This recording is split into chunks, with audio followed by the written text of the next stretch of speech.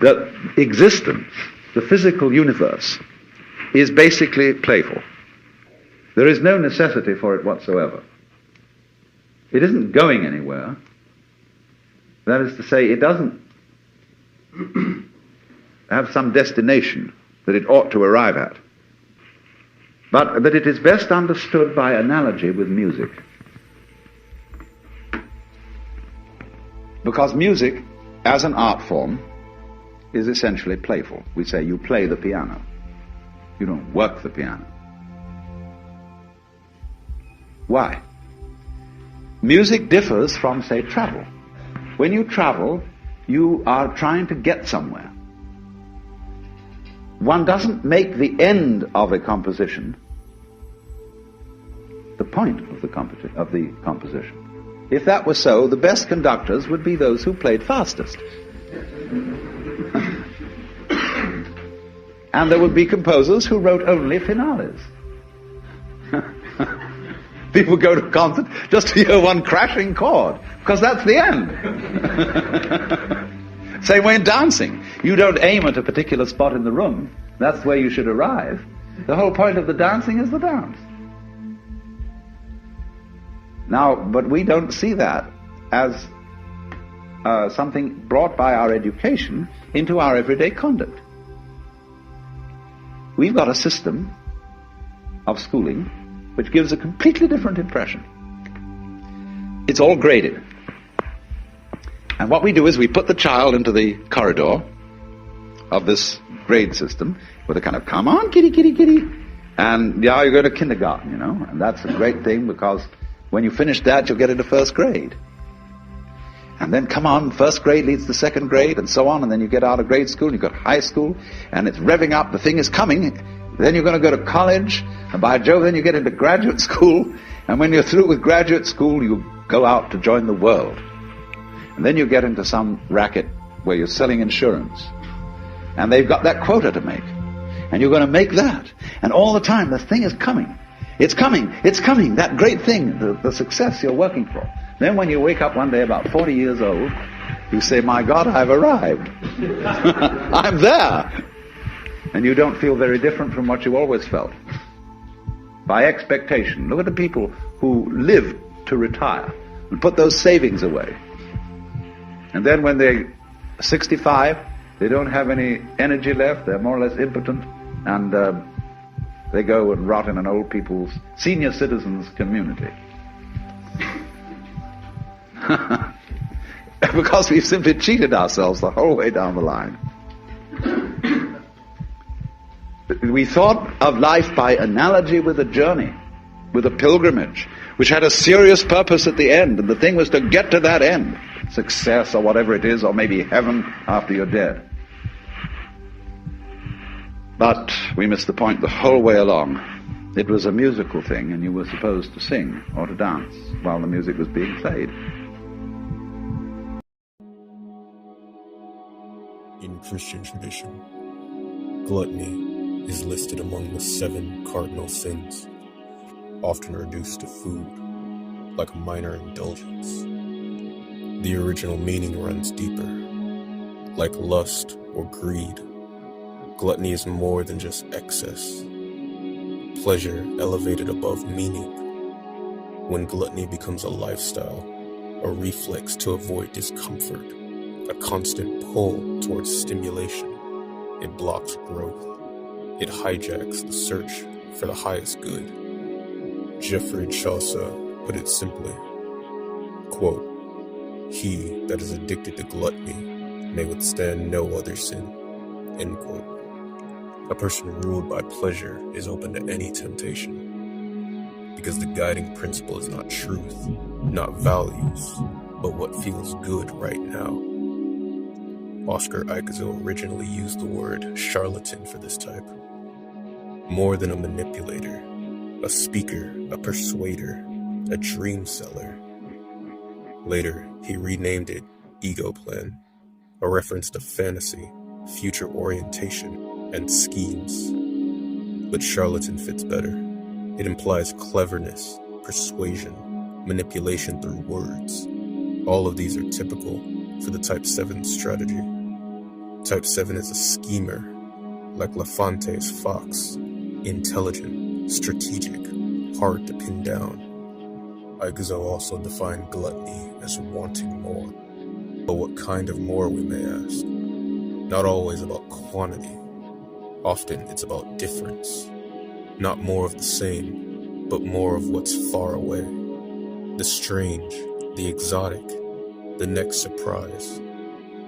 The glutton seeks more than just pleasure. They seek possibility, newness as a fix for dissatisfaction, romance as a cure for restlessness. Insatiability is what they share with Type 8. But where the 8 wants intensity, the 7 wants freedom. From boredom, pain, limitation. The DSM calls this syndrome narcissistic. But the term has been stretched and twisted by so many authors that the label loses meaning unless it's tied to a pattern. Here, narcissism isn't about vanity or ego inflation alone, but about substituting stimulation for substance, performance for pleasure, and the pursuit of what's next for the experience of what is. Enneatype 7 is more than just a glutton, a charmer, a schemer, an optimist. Type 7 moves towards what's new, different, and distant. The here and now doesn't feel sufficient. To them, what lies ahead seems richer. Enthusiasm appears natural, but it often masks their frustration. Appetite is present, though it doesn't look like hunger. This shows up as curiosity, fascination, a constant interest in what might be discovered next. Attention drifts towards the unusual, foreign places, obscure ideas, symbolic systems. The ordinary fades into the background, while the rare or mysterious gains value. Familiarity runs the risk of boredom, so meaning is projected elsewhere, somewhere further away, further ahead, slightly out of reach. Hedonistic permissiveness. Pain disrupts the atmosphere, so it tends to be softened, joked about, or reframed. Self-indulgence blends easily into daily life. Comfort is treated as normal rather than something to question. Rules become flexible. Effort is negotiable. There's often a tolerance towards the indulgences of others, not always from cynicism, sometimes from a quiet agreement to keep things pleasant. And from this can emerge a subtle entitlement. The sense that life should remain enjoyable, that pleasure is the natural direction things ought to take. Some 7s carry a quiet assumption that everything is fundamentally fine, not because suffering has been fully understood, but because acknowledging it would disrupt their mood. Rebelliousness. Rebellion in the Type 7 is rarely confrontational. It appears in humor, sidestepping, questioning rules without direct conflict. The target is rigidity, moral severity, and anything that threatens spontaneity. This rebellion tends to live in ideas rather than actions. They place vision above confrontation, and critique above resistance. They don't always challenge authority openly. Often it's bypassed and treated as irrelevant. To them, status carries less weight than personal impression. Lack of discipline. Planning comes easily. Sustaining effort is harder. Discipline requires staying present with frustration or limitation. The 7 often moves instead, shifting attention towards the next interest, the next possibility. To them, commitment feels restrictive. Deadlines resemble pressure. Delayed pressure feels like unnecessary deprivation. Movement offers relief, even if projects remain unfinished. Imaginary wish fulfillment. Attention moves towards what could happen next. The plan, the possibility. Fantasy is more than an escape for them. It can gradually replace the present as the main point of reference. The imagined future begins to feel more vivid than what's happening right now. Planning provides the satisfaction of action without the risk that comes with it. Thinking about something can temporarily stand in for doing it, because the imagined future remains untouched by reality. It stays appealing, the mind can return to it again and again without encountering disappointment. Seductively pleasing. Warmth, humor, and friendliness come easily. Others often feel relaxed around the 7 because their presence lightens the atmosphere. Conversations flow, problems soften, and tension dissolves. This ease also protects the 7. Charm creates closeness while maintaining control over how much of the self is actually exposed. Generosity can be sincere, but it can also function as a social currency. Kindness builds goodwill and makes relationships smoother. Under the friendliness, there may also be a quiet expectation. They're rarely expressed directly, which makes them difficult to challenge. Narcissism. Self-display usually appears indirectly. Enneagram 7s aren't overly boastful. They show their narcissism through explanation, insight, advice, or storytelling. The 7 can appear casually knowledgeable or effortlessly impressive. Their surface attitude may seem egalitarian, but a subtle sense of superiority can exist underneath. Not loudly asserted, just assumed. Many people notice only the confidence and charm, yet alongside the feeling of being exceptional, there's often a quieter insecurity. The confident persona compensates for an underlying uncertainty of worth.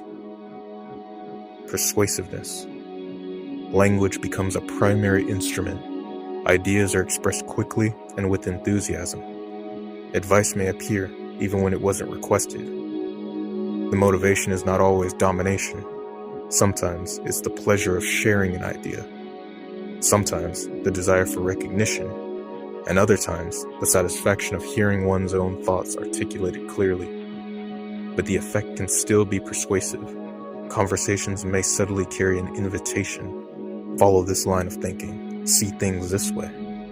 The skill is often intuitive rather than deliberate.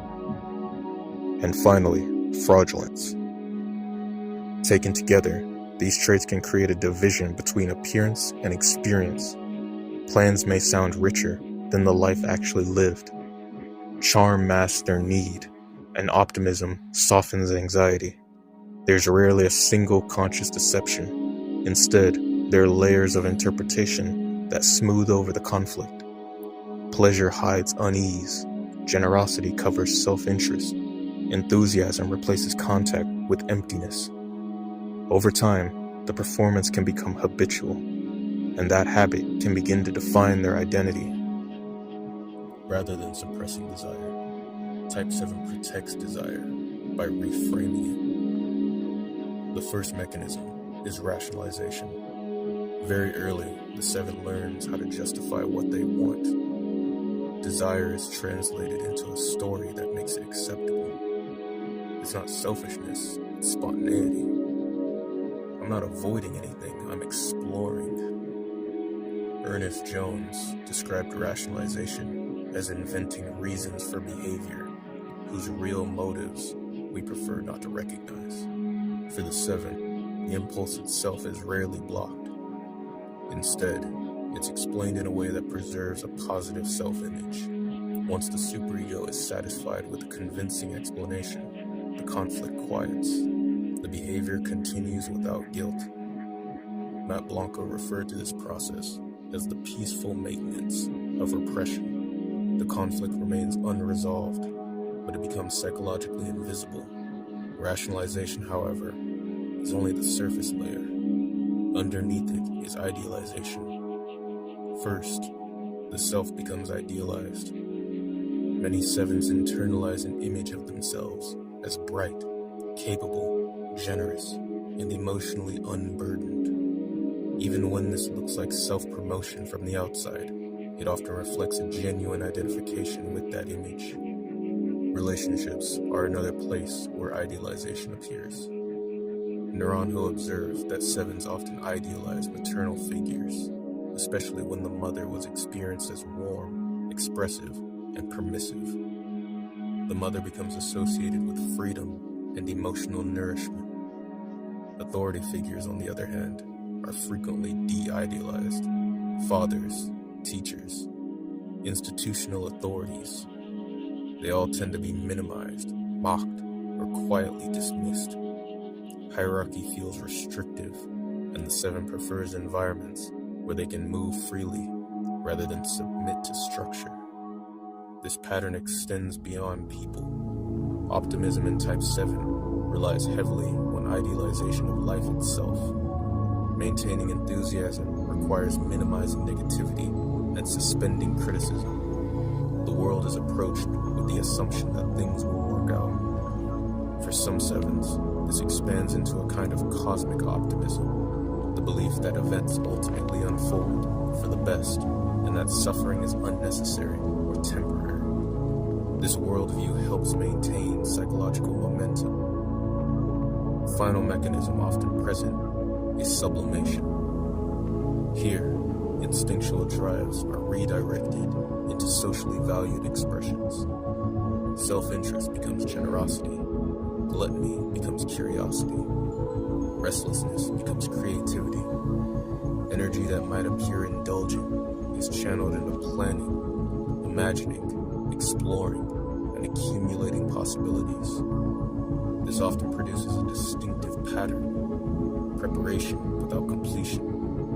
Ideas are gathered, tools are collected, plans are designed, options remain open, because imagining the experience can temporarily replace living it. And if the possibility is always there, the 7s never have to confront the disappointment of a life that feels limited. Physically, Type 7 is often balanced, lean and active, without fragility or heaviness, and this balance reflects their psychology. Thought, emotion, and movement are all engaged, without one of them dominating the other. Their minds are usually quick, verbal agility, strategic awareness, improvisation. Intelligence becomes their way of navigating life smoothly. Just as the Type 8 tends to confront obstacles directly, Type 7 tends to reinterpret and maneuver around them. Temperament does play a role, but their environment matters too. Some developmental observations link 7 to an early atmosphere of security and indulgence. Many E7s report a childhood that initially felt warm, permissive, and easy, but that atmosphere often changes. A nurturing caregiver disappears. School introduces rules and social tension. A child praised for charm and intelligence suddenly meets limits and authority.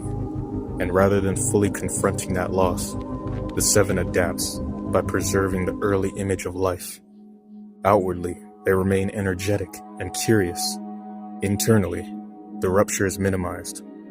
The past is idealized, and the painful details are quietly edited out. Small memories often reveal the shift. One E7 remembered being moved from the warmth of a nanny's kitchen to a formal dining room with a distant parent. Another recalled traveling freely with their parents, then being abruptly left with relatives when school began. Another said simply, quote, "That's when the problem started." The event doesn't have to be dramatic. It only has to introduce friction where there was once ease. Authority dynamics reinforce this pattern. Fathers are often remembered as strict, rule-orientated, or emotionally distant, too strong to confront directly, so the child adapts. Conflict is avoided, but obedience is not genuine. The 7 learns to comply outwardly while preserving freedom internally. One patient described it clearly. He never fought his father, he just refused to let him control his choices. And this becomes their strategy. Charm and evasion instead of confrontation or endurance. Their aim is to preserve an inner world where life still feels good. In many cases, the emotional center of childhood revolves around the opposite sex parent. For men, this often means strong attachment to the mother, especially when the father is distant or feared. The child may begin entertaining, protecting, or emotionally supporting her. Affection becomes something generated through brightness, cleverness, and charm.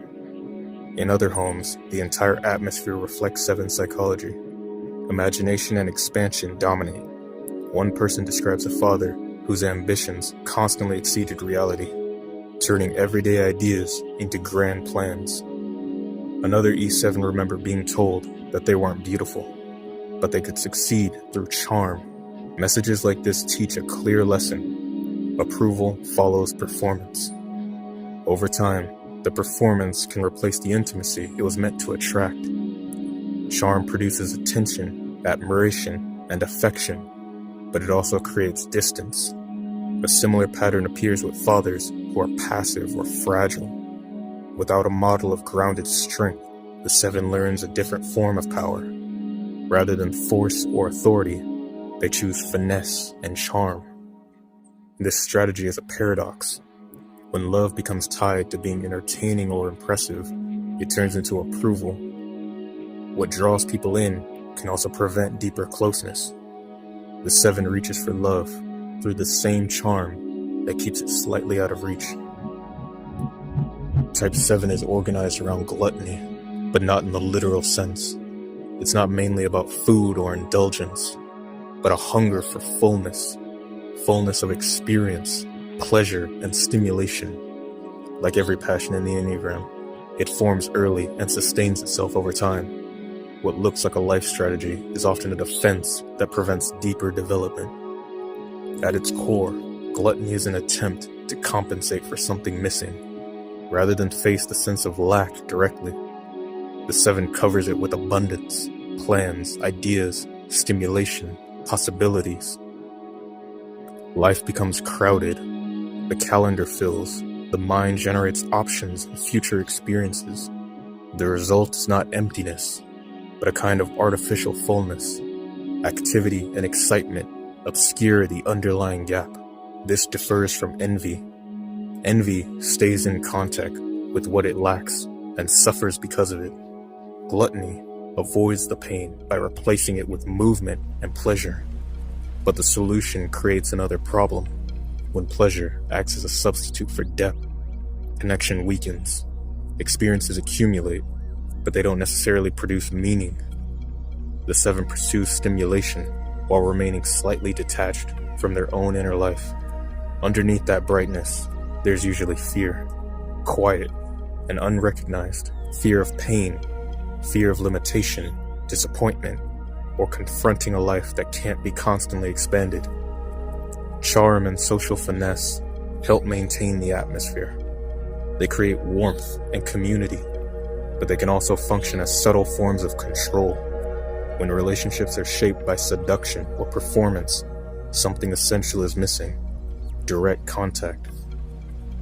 Another expression of the passion appears in the 7's attraction to ideas, visions, and distant possibilities. Mystical systems, philosophies, and future-oriented thinking can become expansions of the same search for completion. The hope is that the next insight, the next discovery, the next experience will finally provide that missing piece. But the strategy points outward and forward while the conflict exists in the present. This underlying lack remains, and the movement towards experience continues.